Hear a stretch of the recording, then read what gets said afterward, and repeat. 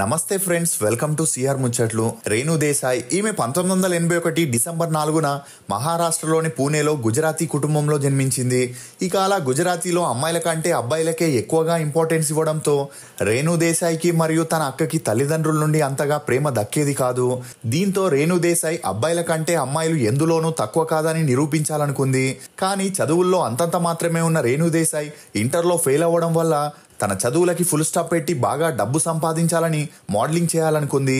ఇక ఇలా రేణు దేశాయ్ మోడలింగ్కి వెళ్లడం తన నాన్నకి నచ్చక ఈమెకు పెళ్లి చేసి అత్తవారింటికి పంపించాలని నిర్ధారించుకున్నాడు.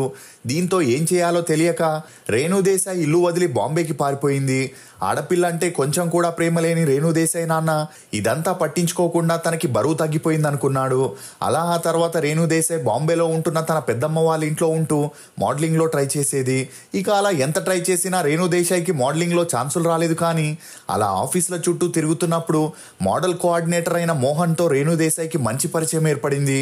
ఇక అతని సహాయంతో సింగర్ శంకర్ మహాదేవన్ యొక్క బ్రెత్లెస్ అనే ఆల్బంలో 1998లో రేణు దేశాయ్కి ఫస్ట్ టైం యాక్ట్ చేసే అవకాశం వచ్చింది.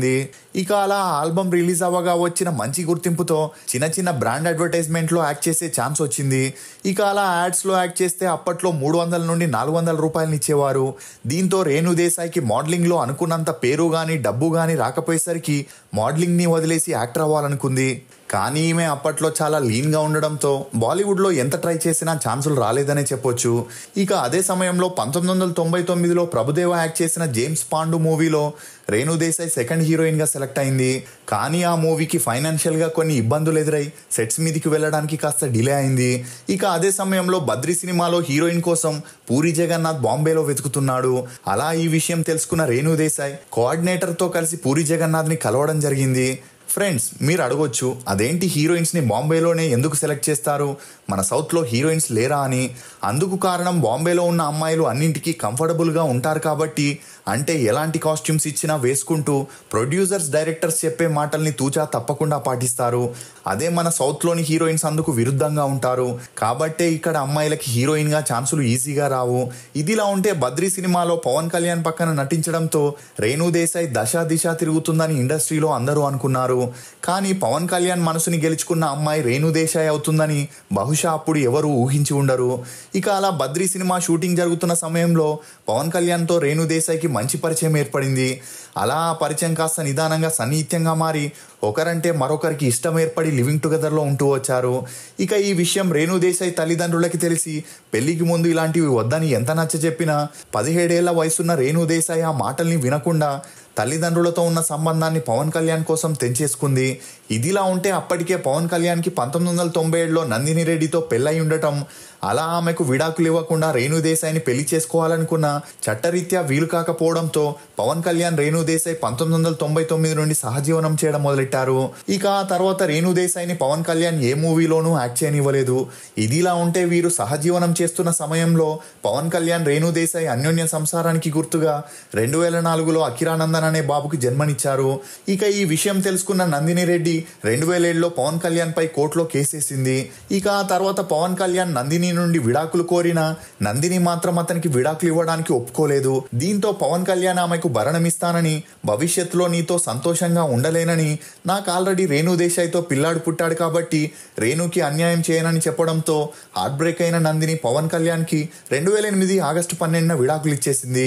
అలా ఆ తర్వాత నందిని రెడ్డి జాహ్నవి రెడ్డిగా పేరు మార్చుకొని పింగళి రణధీర్ రెడ్డిని పెళ్లి చేసుకోవడం జరిగింది.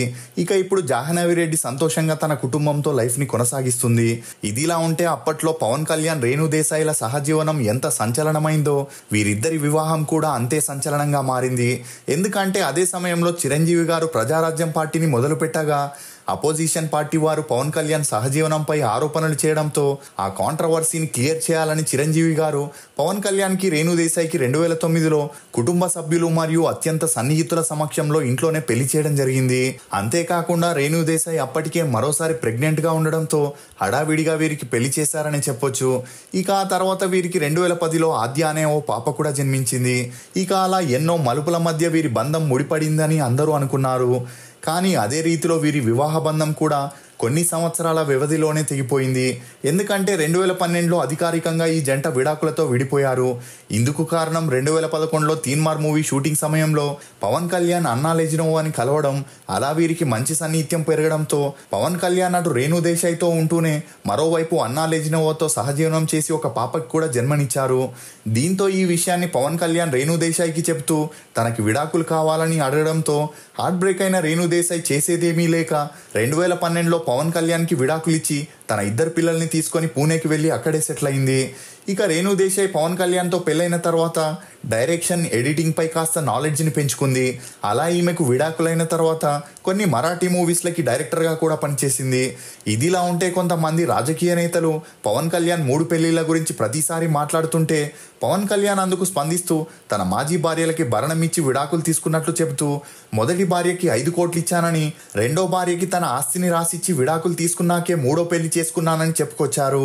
ఇక అలా పవన్ కళ్యాణ్ మాట్లాడిన వీడియో బయటికి రావడంతో రేణు దేశాయ్ అందుకు స్పందిస్తూ పవన్ కళ్యాణ్ దగ్గర నుండి చిల్లి గవ్వ కూడా తీసుకోలేదని, భరణంగా 1 రూపాయి కూడా తనకి రాలేదని, ఒంటరిగానే తన పిల్లలతో బయటికి వచ్చేశానని చెప్పింది. ఒకవేళ పవన్ కళ్యాణ్ భరణం ఇచ్చుంటే అది కోర్టులో జరిగే వ్యవహారమే కాబట్టి మొదటి భార్యకి 5 కోట్లు ఇచ్చిన విషయం ఎలా బయటికి వచ్చిందో అలానే రేణు దేశాయ్కి ఇచ్చిన భరణం విషయం కూడా బయటికి వచ్చేది. కానీ ఈ విషయం ఎక్కడా బయటికి రాలేదు. ఇక ఆ తర్వాత 2020లో పవన్ కళ్యాణ్ రేణు దేశాయ్కి 5 కోట్ల రూపాయల ఇల్లు కొనిచ్చాడనే రూమర్స్ వ్యాపించాయి. దీంతో సహనం కోల్పోయిన రేణు దేశాయ్ మళ్లీ స్పందిస్తూ తన జీవిత మనుగడ కోసం ఒంటరిగానే పోరాడుతుందని, ఇప్పటి వరకు కనీసం తన తండ్రి దగ్గర నుండి కూడా ఏ రకమైన ఆర్థిక సహాయం ఆశించలేదని, అలాగే తన మాజీ భర్త నుండి ఎలాంటి ఇల్లు, ఆస్తుల్ని తీసుకోలేదని, అదే తన వ్యక్తిత్వం అని రూమర్లని కొట్టిపారేసింది.